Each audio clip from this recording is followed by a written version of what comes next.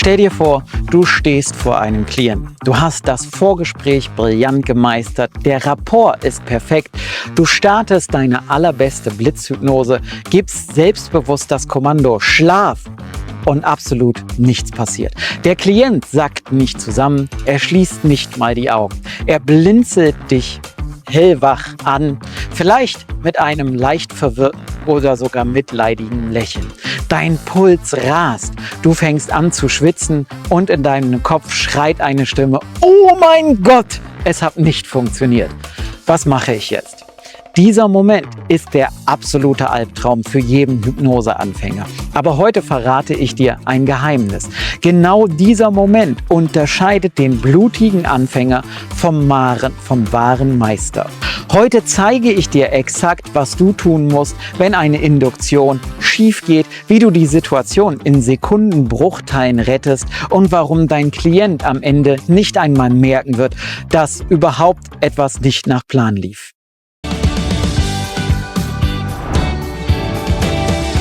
Moin und willkommen zurück. Ich bin Steve Nielsmusche, Hypnosetherapeut und Hypnoseausbilder.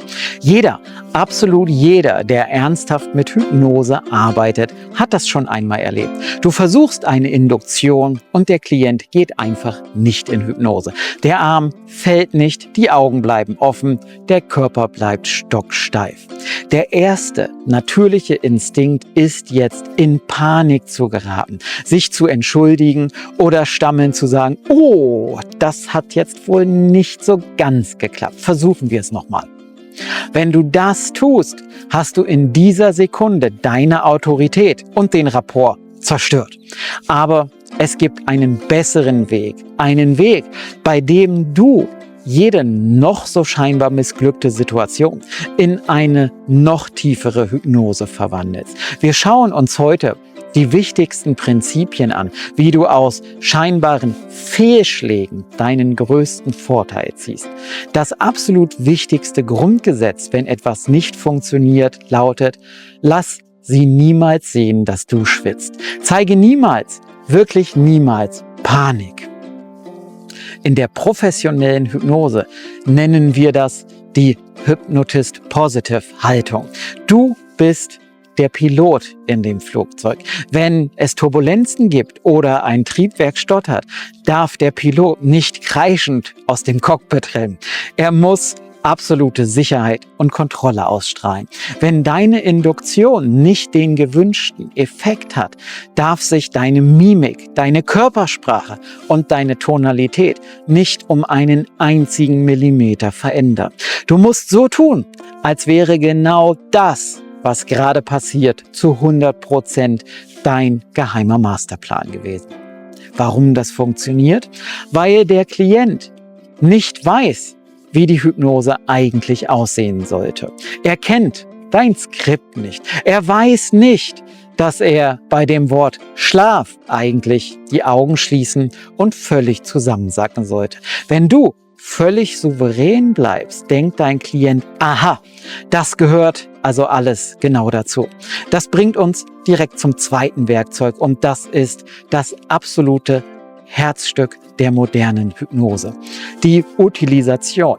Utilisation bedeutet, dass du absolut alles, was im Raum, im Klienten oder um euch herum passiert, für die Hypnose nutzt. Nichts ist ein Fehler, nichts ist eine Störung, alles ist ein Hilfsmittel. Sagen wir, du machst eine Induktion. Der Klient soll die Augen schließen, aber er reißt sie plötzlich wieder auf. Ein unsicherer Anfänger würde sagen: Nein, nein, lass die Augen zu. Das erzeugt sofort Widerstand und Druck. Ein Meister der Utilisation sagt mit ruhiger, tiefer Stimme: Das ist richtig. Öffne die Augen für einen Moment und du wirst merken, wenn du sie gleich wieder schließt, dass du noch tiefer in die Hypnose gehst. Schließe sie jetzt. Hast du gemerkt, was da passiert ist? Ich habe sein Fehlverhalten genommen, es bestätigt, das ist richtig, und es zu einem Teil der Induktion gemacht. Der Klient denkt: Wow, er hat es sogar gewollt, dass ich die Augen öffne. Alles, was der Klient ab jetzt tut, ist eine hypnotische Reaktion, weil du sie dazu erklärst. Das führt uns zum dritten Punkt, der elegante Übergang. Wenn eine Technik offensichtlich nicht fruchtet, zum Beispiel bei einer schnellen Blitzinduktion, dann bleib nicht stur bei dieser Technik stehen und versuche es mit Gewalt noch einmal.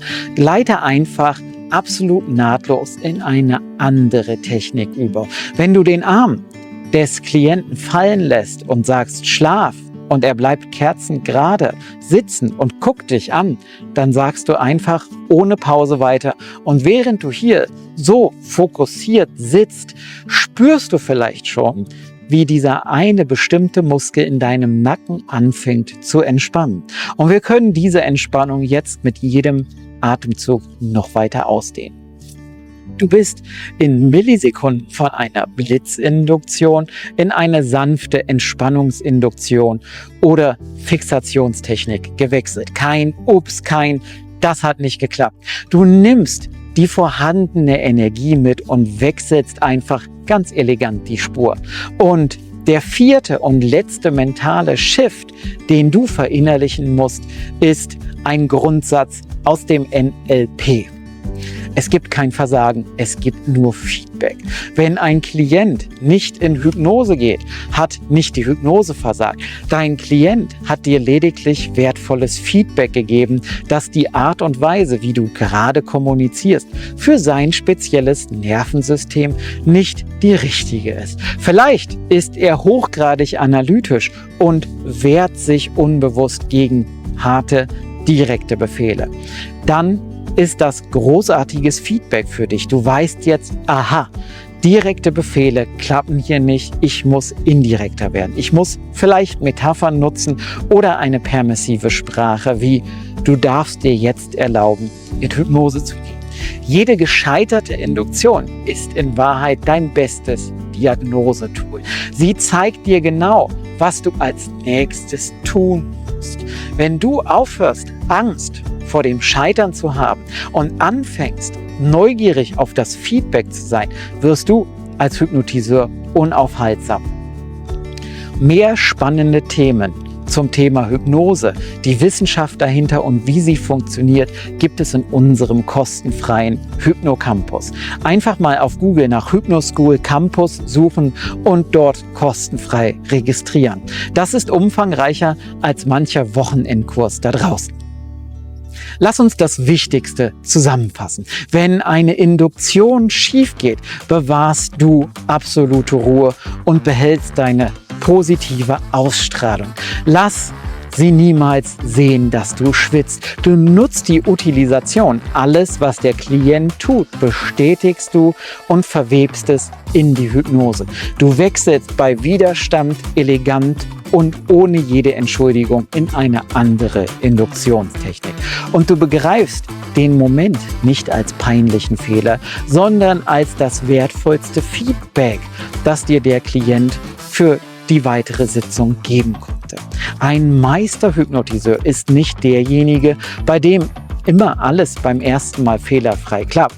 Ein Meister ist derjenige, der so flexibel ist, dass er aus jedem Stolperstein sofort eine neue Treppe in die Hypnose braucht.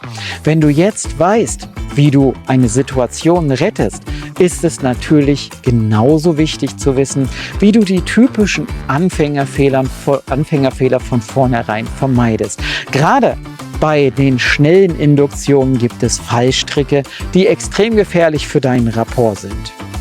Welche das sind und wie du diese elegant umschiffst, erfährst du, wenn du jetzt hier klickst, die 3 tödlichsten Fehler der Blitzhypnose, die du unbedingt vermeiden musst. Klicke jetzt einfach hier, um deine Induktion bombensicher zu machen.